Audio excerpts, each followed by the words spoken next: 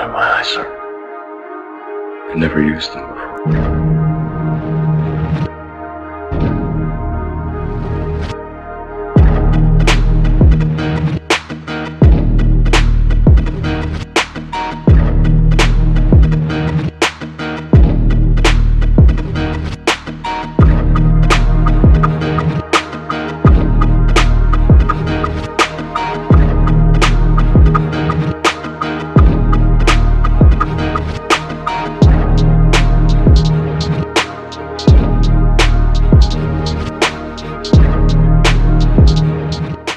If I had to say my mission, it's to help inspire and guide the transformation of humanity on and off the earth. Life began on this planet some billions of years ago, and life itself is a technology. It is a biological DNA-based encoding and technology that has been improving in its capabilities from prokaryotic, simple life to multicellular life forms to you and I that are a collection of 10 trillion cells. It doesn't continue biologically. In other words, we're not evolving at a rapid rate as humans. We're evolving in society, and we're evolving our tools as technologists. We're going from sort of evolution by natural selection, which is Darwinism, to evolution by intelligent direction, which is the technological world we're living in. This kind of technology will allow us to be godlike in our abilities, to be omniscient, omnipotent, omnipresent.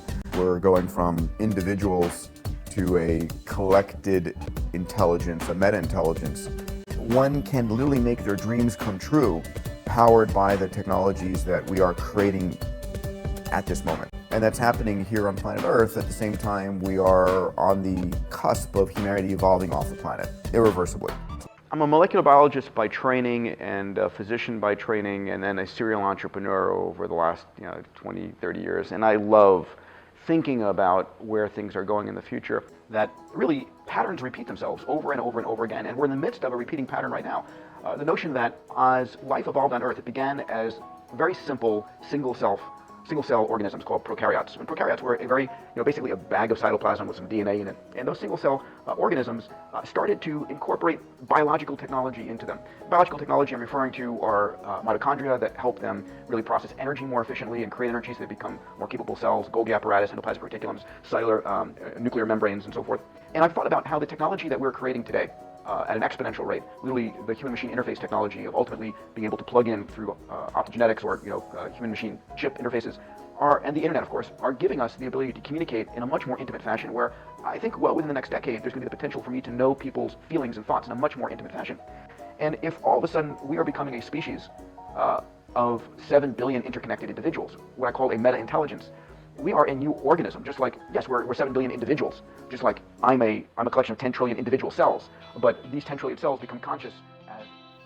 Greetings, everybody. This is Salt, bringing the final installment of this Bread and Circuses series. I've been faithful and saw this through in spite of the rather lackluster response so far from this work, but I trust that God has a plan for it no matter what. Even if it reaches only one person, it has served its purpose. But I'm glad to bring the final chapter in this series to a close, and I'm ready and excited to move forward with my numerous upcoming projects, which I think you guys will find very interesting. Oh my goodness, Peter Diamandis, ladies and gentlemen. Wow, what a piece of work. A futurist, an antichrist ideologue, a propagandist, but ultimately a cult leader in the making, looking for recruits and followers. He kind of reminds me of this man. Actually, if you listen to them both back to back, they say a lot of the same things. It's cult speech. Things a psychopathic cult leader might say. We'll title this tape Planet Earth About to be Recycled. Your only chance to evacuate is to leave with us. Clearly, other benefits include our ability to become a spacefaring species, where the physical limitations of accelerating things to the speed of light, really needing to, remain alive for longer than the normal human lifespan. Intelligent human beings should realize that everything has their cycle. They have their season. They have their beginning. They have their end.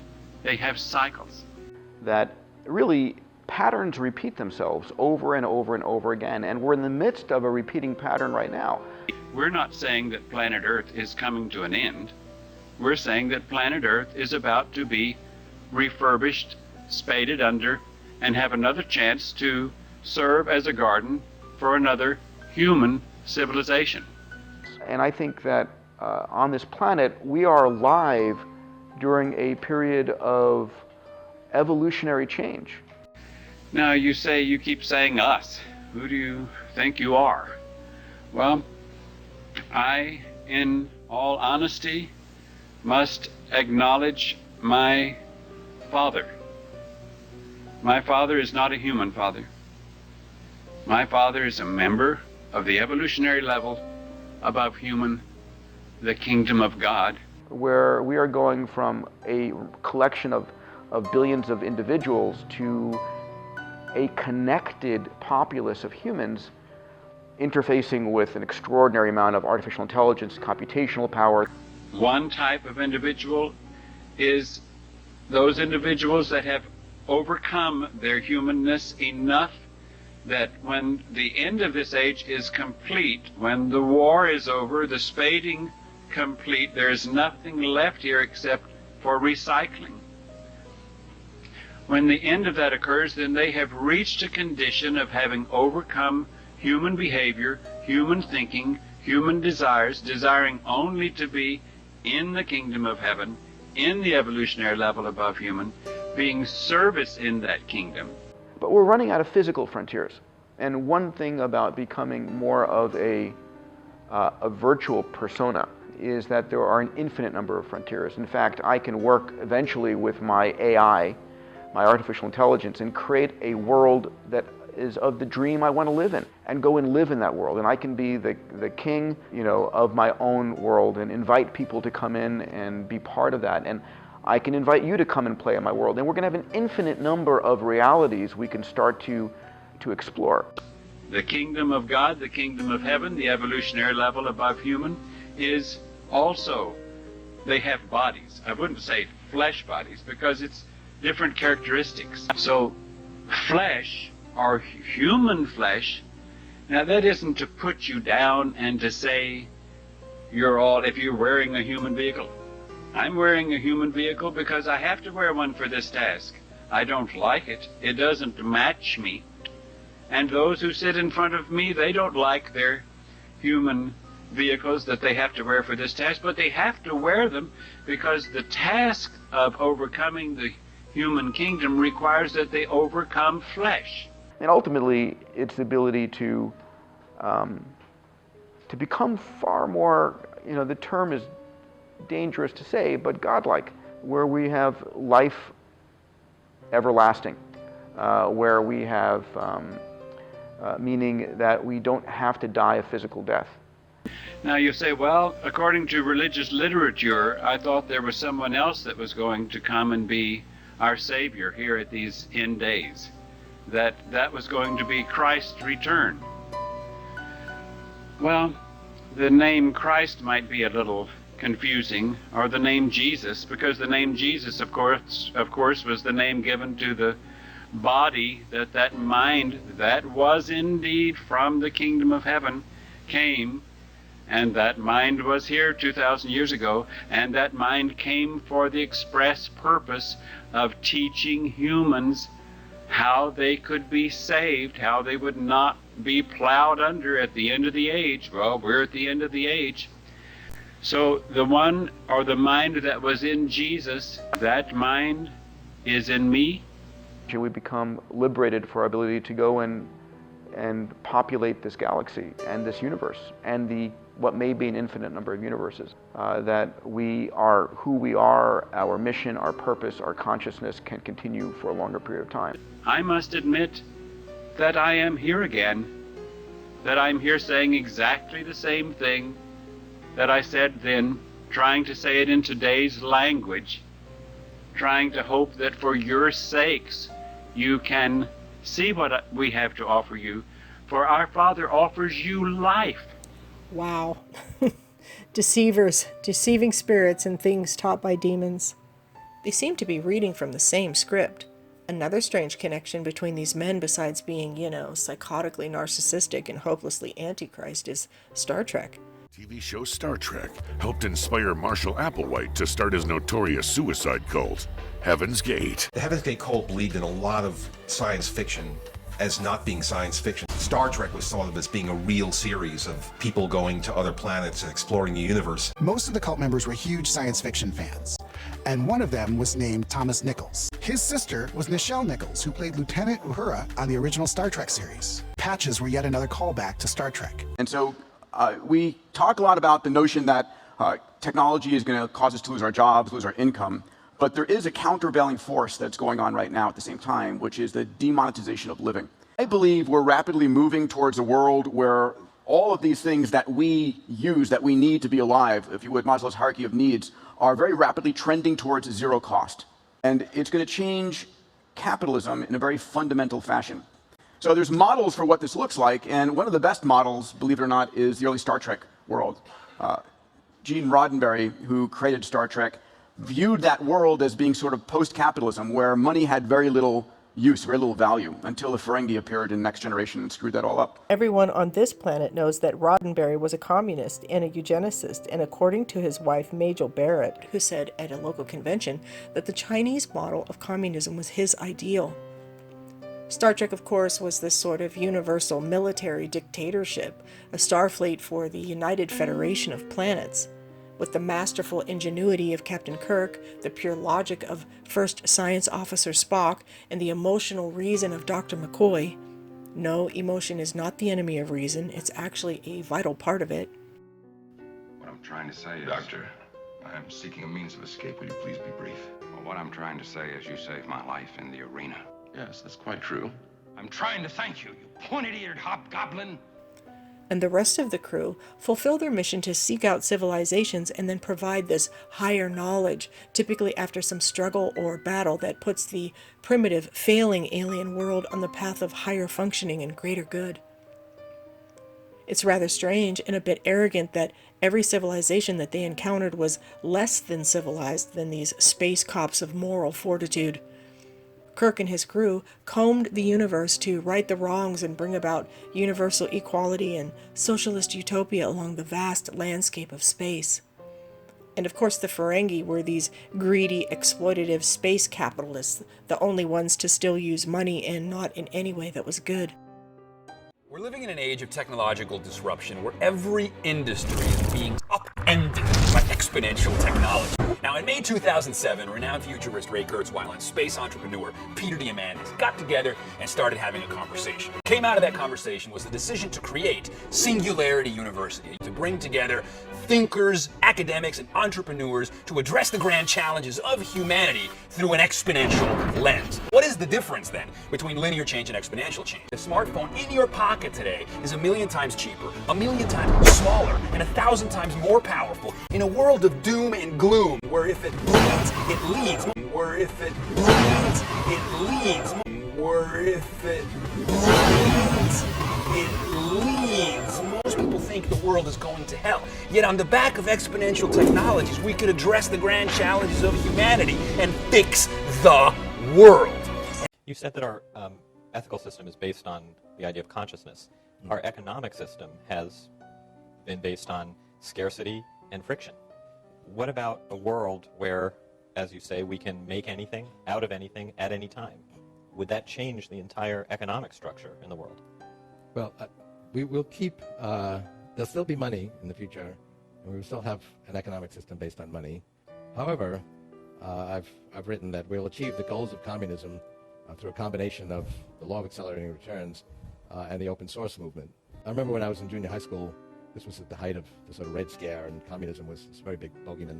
And our social studies teacher wrote the goals of communism on the board. It was from each according to his ability and to each according to his need. And he said, well, what's so bad about that? But we couldn't actually come up with a good answer as to what was wrong with that. What was wrong with it was the system used to achieve that goal or try to go towards it, which was forced collectivism. A different kind of collectivism I think will get us there, which is the collectivism of freedom and self-organizing people who can contribute to the growth of knowledge. Diamandis and his partner Kurzweil are big money players using science and technology as the storefront, but the goal is to gain recruits for the ideology.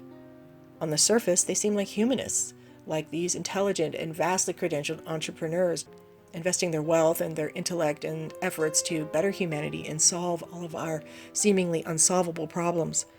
But in reality, they are Antichrist ideologues, propagandists steeped in delusions of grandeur, blinded by materialism and clamoring for their position of power in this globalist movement. They're technocrats, working tirelessly as agents of the New World Order. Don't get it twisted, Technocracy is a strategy, a game with many players and a race with many competitors. It has the scaffolding of this new and improved communism, supposedly devoid of forced collectivism that's necessary for the system to work. But how is it not forced if everything that is to be made, any and all information that can be obtained, everything that is to be manufactured or consumed, comes from only one source, the one they have built? If you hear them speak, when you hear the pitch, there's a strategy behind it. It has a rhythm and flow. It's a technique, always the same ideas, the same talking points presented in pretty much the same order, and always brought to us from people from the same camp. This is ideological subversion. It's psychological warfare. It's mind control.